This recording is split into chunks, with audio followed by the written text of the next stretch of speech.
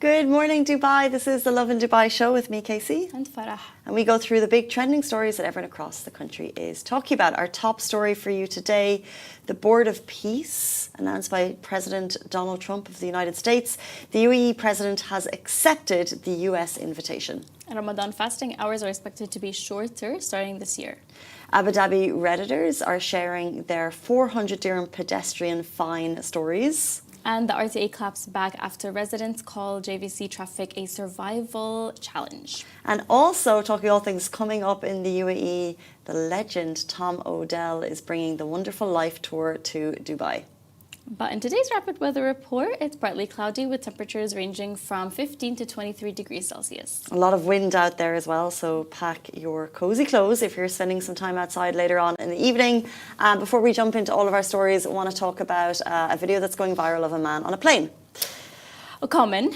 Okay. And so this is him, and he's basically videoing himself listening to a baby cry. Oh, now, he's not doing anything too badly. He's just kind of documenting how, like, sarcastically saying he loves flying, because the shrieks of the baby, they're extra. They're not just your regular crying, and they continue and they continue. And then about 40 seconds into the video, not him, but someone in the background lets out this really loud baby shriek. An adult, mind you. Oh my God, that's so hilarious. I feel like if not to a stranger's kid, maybe mine in the future, or a baby that I know, if they're constantly screaming and for no reason, I think I would scream back. No, you wouldn't. I think I would, just out of pure, stop. Parents, block your ears now. Yeah, but on a plane, so I've never been on a long haul flight. I think the maximum was 4 hours, unless it was the Maldives. In this case, there's no children on board, which I was very lucky. But otherwise, never been on a long haul flight where I couldn't handle all of the babies screaming. A little bit, but I always have noise cancelling headphones with me. So there's a tip. Yeah, so that I don't have to endure that for too long. I had to ask ChatGPT what the right thing to do was. Oh, okay. What is it? Well, because I didn't. I don't think the answer is to scream back. Right. Yeah. Probably not. And I probably would have. What would I do? I would ignore it. And I feel empathy for the person, because one day I'll be on a flight with a screaming baby. Yeah. Hopefully. And you know, and so ChatGPT is ChatGPT is very nice, right? Well, this one. So if you're another passenger, remember, babies don't cry to annoy people. Use noise cancelling headphones. Avoid comments or looks. Oh, yeah, true. Yeah, because imagine how the parent feels. Exactly, they feel so bad. Now, what not to do? Don't shame or complain loudly. So shrieking back like the guy in this video, not okay. Also, planes are public spaces, so don't expect silence, and also don't assume that the parent isn't trying. Oh, true. Parents, I'm sure they try. Of course they do. This is the worst for them. It's their worst nightmare. Yeah. There was only one time, I think, where I was a little bit judgmental of the situation. I'm really sorry, but that's because I think it was the flight from Egypt back to Dubai, and it was an Egyptian family, I think, and they had like 6 kids or something, and they're all around the same age. And I'm like, wow. And, one of them is behind me kicking the seat, of course. And the boys are just like walking up and down the aisle, fine. And then obviously someone is screaming. But I just put my noise canceling headphones on and I just try to ignore it as much as possible. I was like, if this kid kicks my seat one more time, I will speak to the parent. But otherwise, I am very patient because I do understand that I'm sure the parents are more mortified by the situation. They're trying their best. So I just try to ignore it as much as I can.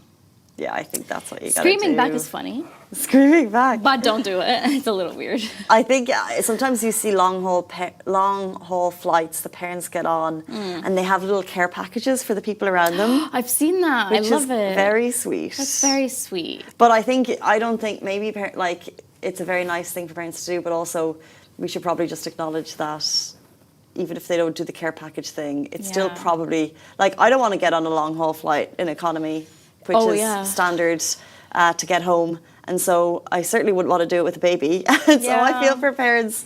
My mum took us traveling. We were 6 kids. She took us traveling solo, so it's just my mum, and we were young, and I don't know how she did it, and we were wild. Wow, legend, legend. Thanks, because that is not easy. It's not easy. I'd say she just there would have been kicking seats, there would have been like poking strangers, but the whole night. Times were different then. There was no one videotaping it, so we got away with it. True, that's true. But let's jump into the big story of the day. The UAE president is accepting the US invitation to the Board of Peace. Announced yesterday, President His Highness Sheikh Mohammed bin Zayed Al Nahyan has accepted the invitation from the United States to join the Board of Peace, as announced by His Highness Sheikh Abdullah bin Zayed Al Nahyan, Deputy Prime Minister and Minister of Foreign Affairs. His Highness Sheikh Abdullah bin Zayed emphasized that the UAE's decision reflects the importance of fully implementing President Donald J. Trump's 20-point peace plan for Gaza, which is critical for the realization of the legitimate rights of the Palestinian people. He reaffirmed the UAE's confidence in President Trump's leadership and commitment to global peace, exemplified by the historic Abrahamic Accords. His Highness Sheikh Abdullah bin Zayed reaffirmed the UAE's readiness to contribute actively to the mission of the Board of Peace, supporting greater cooperation, stability, and prosperity for all. So this has been quite a big talk topic internationally. The Board of Peace announced by President Trump. I believe there's an executive board at the moment headed by President Donald Trump, his son, Jared Kushner, son-in-law, President of State Mark Rubio, and Tony Blair. And so they've also extended the invite to 60 nations. Now, the big headline that people are reading is that it's a $1 billion entry fee. However, that's actually for permanent membership. And so not everyone who is accepted of the 60 nations that have been invited aren't paying that 1 billion membership. But the member states are limited to 3-year terms unless they pay 1 billion to fund the board's activities. So a lot of member states are not actually putting forward those sums. That's a large sum, but for the cause, I kind of understand. I can, I guess, justify the amount, but wow. But then again, not a prerequisite for a member state. Right, yeah. So it's not, it might just be Trump just throwing out kind of classic big numbers. And he will be, Donald Trump will be chairman for life, even after his reign as president ends. Yeah, it's quite interesting. That's interesting. Job. But the board will start work on Gaza, and we fully support the UAE's efforts to preserve the rights of the Palestinian people and their place on the board. Mm-hmm. We'll see if there are more updates in regards to the UAE and the Board of Peace. We'll stay updated. Let's move in to Ramadan, which is just around the corner, and fasting hours are expected to be a little bit shorter this year, offering a little bit more daylight and balance to the day. Because the dates are changing, falling between winter and spring, the holy month will come with shorter daylight hours and a gentler shift to daily routines across the UAE. So in 2026, fasting hours in the UAE are expected to range between 12 to 14 hours. And the good news is they're likely to remain on the shorter side for the next few years. So this year, according to the UAE Astronomy Centre, Ramadan is expected to begin on February 18th and it will last 29 days. And again, it's getting closer and closer to, I guess, the winter holidays every year. Yeah. 30 minutes, possibly a difference in the day. Does that make a difference, Farah? Oh, every minute makes a difference. When you're fasting, you're always just waiting for Maghrib because then you're like, oh, finally, there's the countdown. We're all waiting. Food is prepped. Everything's on the table. And you're just waiting for Maghrib, for the adhan. And then you're like, oh, the minute has finally come. And with every year, the times keep changing. It keeps getting shorter and shorter as we're getting into more winter months. And then it'll start going back around the other way where it's going to start getting longer again. When I was a kid, it was in around August. I remember that so specifically. It was like during the summer and it was so long. I wasn't necessarily fasting when I was a kid, but wow, it was super long. Yeah, so now, I and even now that ago. it's in the winter season, it's good because it's not hot outside, so it won't really make you as thirsty. So I really, I'm really looking forward to this Ramadan for sure. Less fasting hours, weather is really good. Yeah, I'm looking forward to it. I think it's going to be nice. You're so right. I do remember when I moved here, Ramadan was always in the summer and it was super hot. Yeah, and you're just thinking about the kids getting on the school buses and it's just... Yeah. But interestingly, the UAE has a shorter than average fasting time in comparison with the rest of the world. So we're kind of between 13 and 14. And then, but the longest hours, and I always think of the countries where if you're fasting in Iceland, it's 20 to 22 hours of sunlight a day. It's a lot, for sure. I remember when my mom was in Germany at some point, wow, the days were long. Like the fasting hours were so much longer because they just have a lot longer like daylight. So it was much tougher to fast in Germany than it was in the UAE. So yeah, I think in the UAE there's definitely between winter and summer there's a difference, but it's not massively significant. But for example, in Ireland, for friends who will be fasting in Ireland, in the winter, sunlight, it gets dark by 4 or 5 p.m. Oh. But in the summer, you're fasting until 10, 11 p.m. Yeah, we have really... imagine daylight until 10. It's amazing. And wow. Same in European countries that lie at a similar level. The sun is bright until 10, 11 p.m. And can you imagine how difficult that must be? Yeah, tough. It's very, very, very tough. So I would rather be here for that. I think the UAE, again, it just kind of falls nicely in the middle. Yeah. And it's better for the next couple of years due to the winter months. And then it'll start getting a little bit tougher again when it enters the summer period. It's life. But then again, at least you're not in Norway, Sweden or Finland. True. Tricky up there. Speaking about tricky, watch yourself as pedestrians on Abu Dhabi roads. This brings us into our next story. So the Redditors in Abu Dhabi are sharing their 400 dirham pedestrian fine stories, and one Redditor user explained how he was waiting at a pedestrian crossing when the light was still red but clearly about to turn green. The cars had already stopped, people around him started crossing, and he followed along without thinking much of it. Literally 2 to 3 seconds later, the pedestrian signal turned green, but before that could happen, plainclothes CID officers stopped everyone who crossed and issued 400 dirham fines for all the jaywalkers.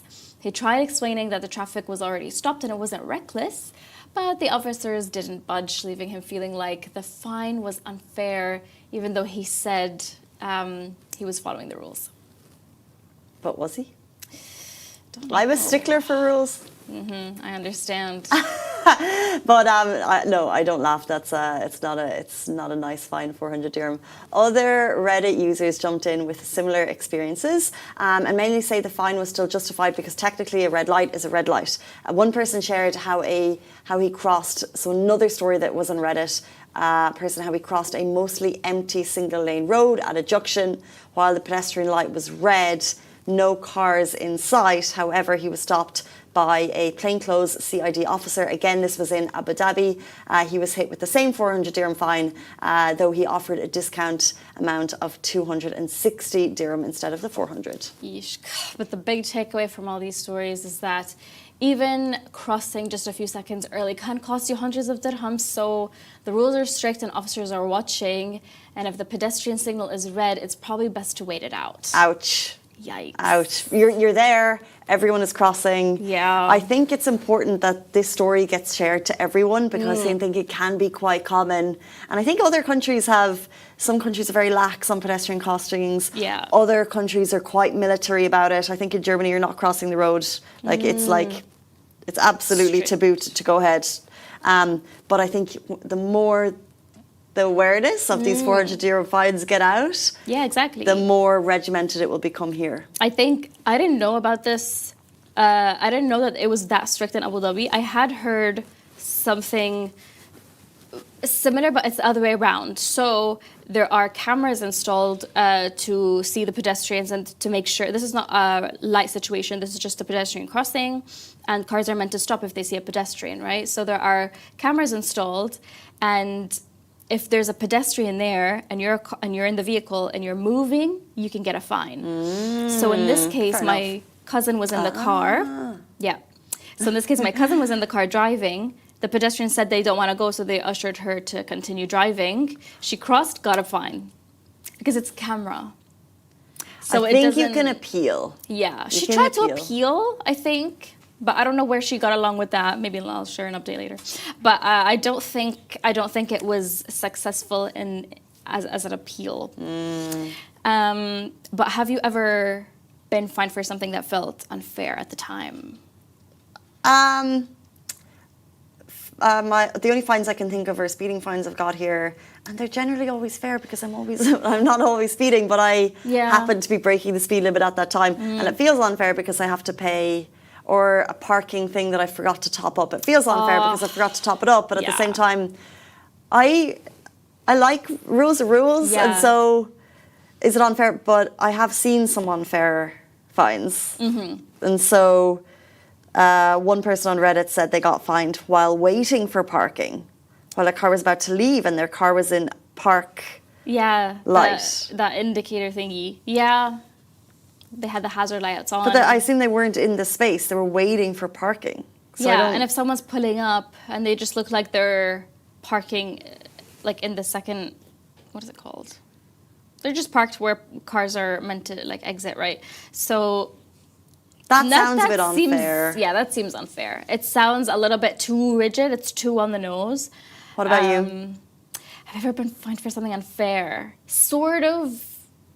But it's valid. So this is the thing.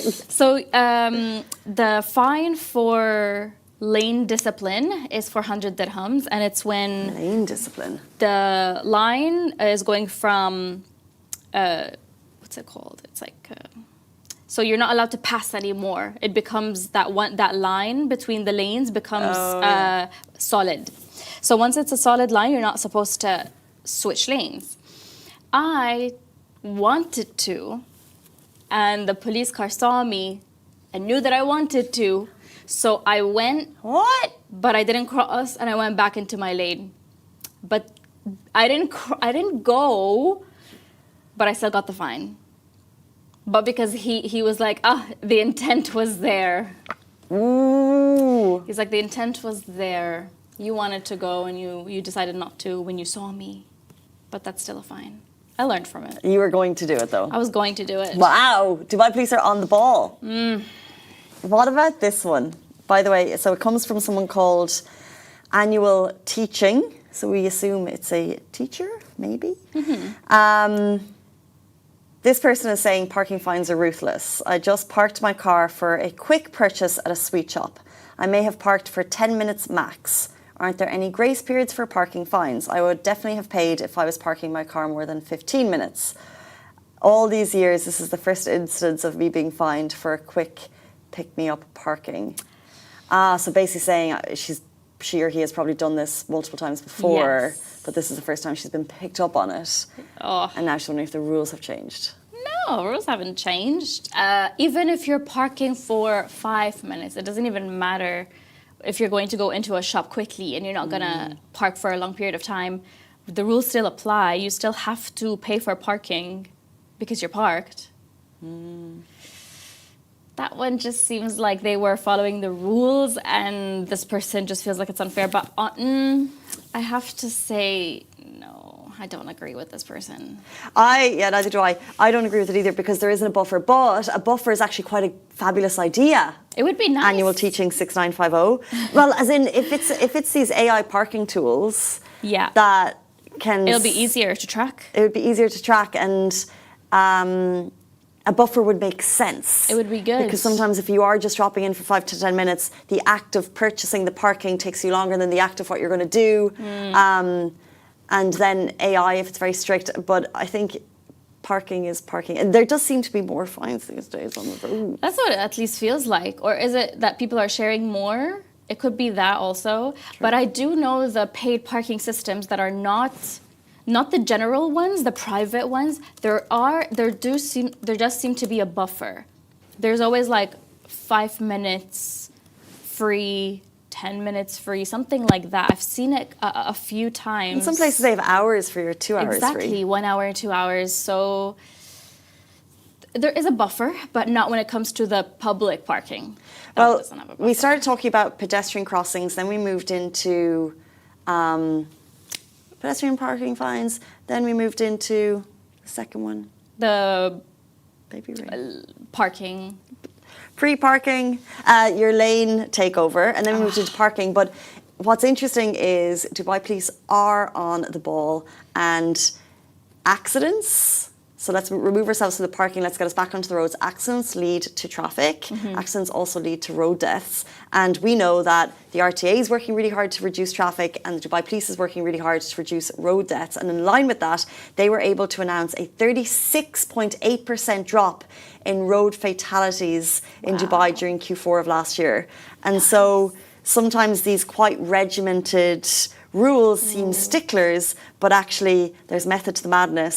And if pedestrians, parkers, if we all have to do our utmost because of the pesky fines, we're all safer on the roads essentially, and therefore at the end of the day, less fatalities on the road. We're all for it. Exactly. Okay, if you're going to events in Dubai, do you drive? Will you be driving to Tom Odell this weekend as he brings his wonderful life tour to Dubai? If the song Another Love, I'd perform it for you right now, but I'd ruin it, turns into main character energy every single time, listen up, because Tom Odell is coming to Dubai. He's performing at the Coca-Cola Arena on January 24 as part of his Wonderful Life tour. Tickets are on sale now at coca-colaarena.com. This is your official to avoid FOMO warning. Because you know you're going to wake up and you'll see videos all over social of this epic performance. You can expect raw vocals, emotional piano moments, and yes, of course, Another Love. The song with over 3 billion streams, also tracks from his latest album, A Wonderful Life. So it's a mix of his classics and also some new favourites. So just remember, this is going to be in Dubai's Coca-Cola Arena, January 24th. So get your tickets, come hydrated and emotionally prepared because you're gonna need that.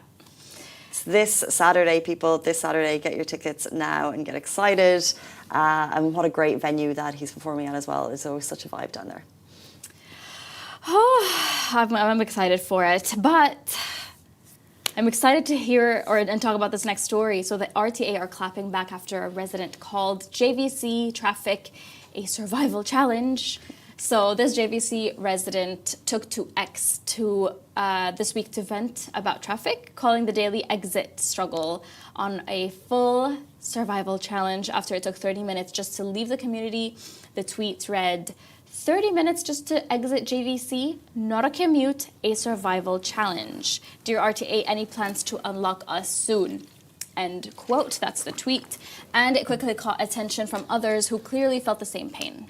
So the RTA is never one to leave a message unanswered or unreplied to, by the way. So if you want to message the RTA, get onto them on Twitter.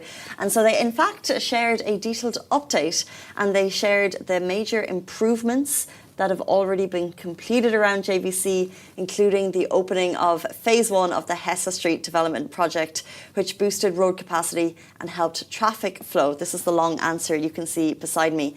They also pointed out that new direct connections between JVC, Al Khail Road and Hesse Street have improved accessibility and reduced travel times. Looking ahead, RTA said future plans will include a new exit from JVC to Hesse Street via Al Kahraba Street, with the remaining works on Hesse Street project expected to be completed by the second quarter of 2026. So in short, help is on the way, but JVC drivers might still need a little bit more patience for now.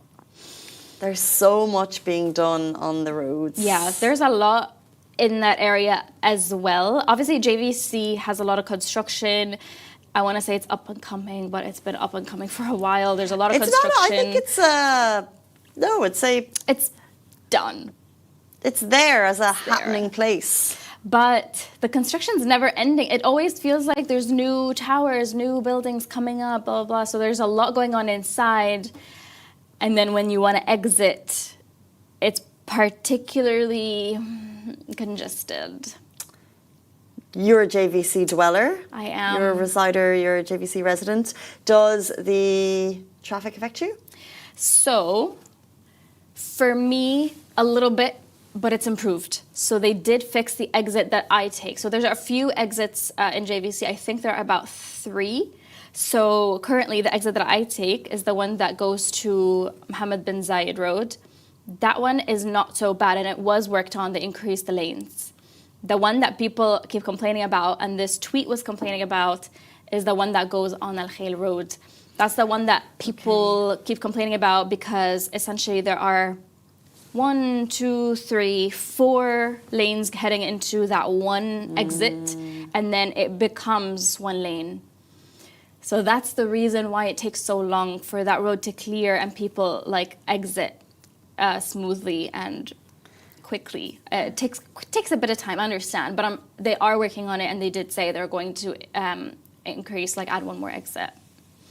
Hesse Street is famously difficult, and we know there's so much work being done, and I wonder, but JVC it's a long-term view, right? Yeah. Like, you know that if you were to purchase there today, I don't think these traffic problems are going to exist in 5 years. It's going to improve eventually. It's only just because there's construction, there's all that stuff. But the thing is, even when RTA does realize, when people pointed out that, this exit has a problem, they identify the problem, whether it's a one-lane issue or something like that. They fix it, just like they did with the exit that I take now.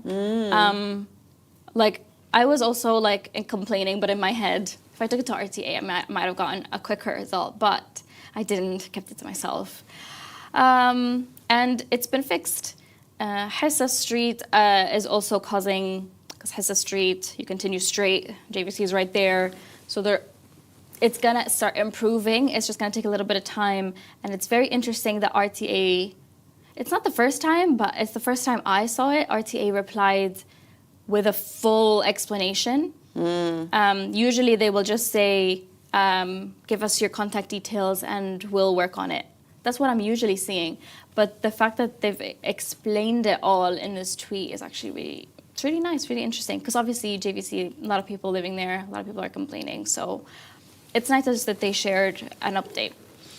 Yeah. And then, if you're thinking about moving to Dubai, whether you already live, you want to move around the city, or you specifically are watching internationally and you're thinking, hey, I like the vibe.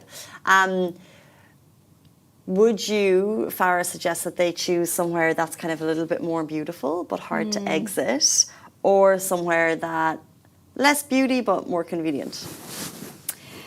Okay, so JVC to me is not, I didn't pick it because I particularly like the community or the beauty. There are other places that are a lot more beautiful, a lot more stunning to me. JVC I picked for convenience because rent prices are not too high. And I appreciate that. And also the location. Every time I'm coming into work, I'm going against the traffic. I'm going where everyone isn't. So That's lucky. that's why I chose it. Otherwise, I would live in the same area where work is and just call it a day. That's what I do. Yeah. Did that for a while. It was very good. I do find JVC also has, on the pro sides, also has a lot of modern buildings. Like the apartments are all brand new. You can live in a pretty cool place for a pretty good price. Someone I'm thinking is from abroad, Callie Birth, asked the question, how is the safety of this country, the overall economy, healthcare and food? Oh, everything is... Where do we begin? Everything is immaculate to me. Everything is awesome. What's that Lego movie? Yeah, but safety obviously is a 10 out of 10. Obviously be cautious, but everything is pretty safe. Food-wise, wow. I love the food here, if I do say so myself. And what else did they ask about? They asked about the safety, healthcare, food, and the overall economy. Healthcare is really, really good. It's excellent. Obviously, a lot of it, it's expensive, so it depends on your insurance provider. Depends on your package, but in general, healthcare is pretty good. Yeah, I think the main thing that we all feel super lucky about is the safety. Yeah, that's like the top. It's phenomenal in comparison with other countries. Like it's just light and day in comparison to any other country I've ever visited, apart from other countries neighbouring here. So Oman, Saudi tend to be pretty safe to me. Yeah.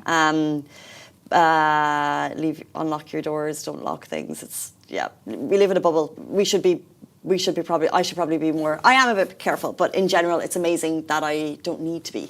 I'm not single. I'm married, but if I was single, I've lived alone, and I wasn't scared at night at 4 a.m. when I heard a bang. Me too. Which I used to be when I lived in Dublin. That makes sense, I guess. Yeah, and that was big for me. Yeah, and it also. But we do kind of take it, not for granted, but we kind of get used to it so much that when we travel abroad, we kind of forget where we are. Yeah. We start leaving phones in places, and it's not, yeah. We need to start mentally saying, oh, I'm traveling abroad. I need to not pretend that everywhere is like Dubai, because it's not. Yeah. We've been, Lovin Dubai has been in operation for 10 years and we love the city. And so we've been waving the flag. Now, around COVID time, I think the world found out. That's when a lot of people moved here. That's when everyone moved. And the country has opened up more visa opportunities. The intention is to increase the population, and therefore there's a lot of infrastructure being built to manage that. And so at the moment we're in that moment where it feels full because there's a lot of traffic, but there's also so much building going on to improve the infrastructure. Yesterday we saw the first inside videos of the Etihad Rail, the station. So it's going to be a national railway, which will take you from emirate to emirate, which will give you more accessibility opportunities to quickly visit Ras Al Khaimah on a weekend. Why not? But the most exciting thing about living here, I think, is the growth and innovation and just watching it change so much. So if you're interested, get yourself a job and come over here. It's nice. Tricky not to do without a job, I'd say. Yeah. Tricky. It's 9:03 on a Wednesday morning, and that brings us to the end of the Lovin Dubai show. Thank you, Farah. Thank you. And we'll see you back here tomorrow morning, same time, same place. Have a beautiful day. Bye-bye.